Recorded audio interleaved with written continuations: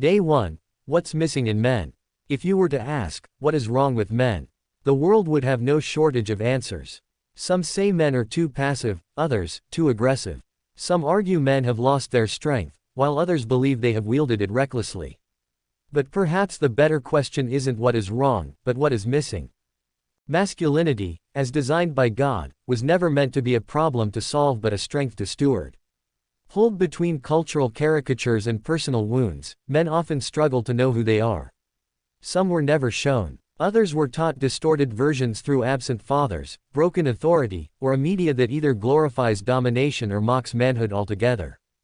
At the heart of this struggle is a deep ache, a longing for direction, identity, and validation. God created men in His image, reflecting His strength, protection, and love.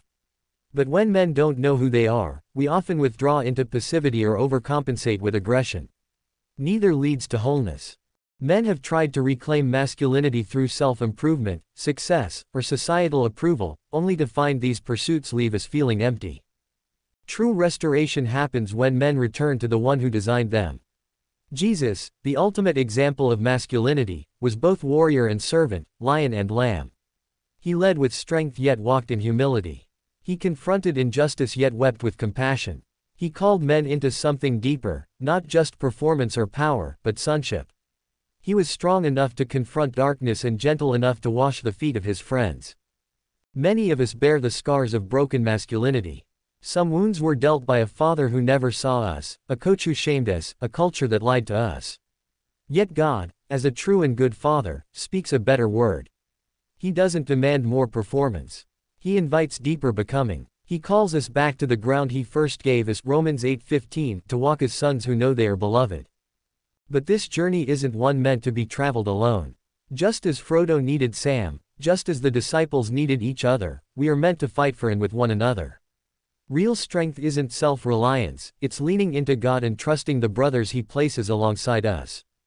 Masculinity is not toxic, it is sacred. And when a man walks in the fullness of who God created him to be, the world is blessed, families are protected, communities are healed, and the kingdom advances. Like a warrior reclaiming lost ground, men must confront the lies they've believed about themselves. They must ask the hard questions: what has shaped my view of masculinity? Where have I lost my way? And most importantly, what does God say about me? Let's do that now with our time alone with God questions below. As you ponder all this with God today, consider asking Him, Father, where have I misunderstood masculinity? What has shaped my view of what it means to be a man? Jesus, how do you see me? What strengths have you placed in me that I have ignored or distorted? Holy Spirit, where have I been wounded in my identity as a man? What lies am I believing that keep me from fully stepping into who you've called me to be?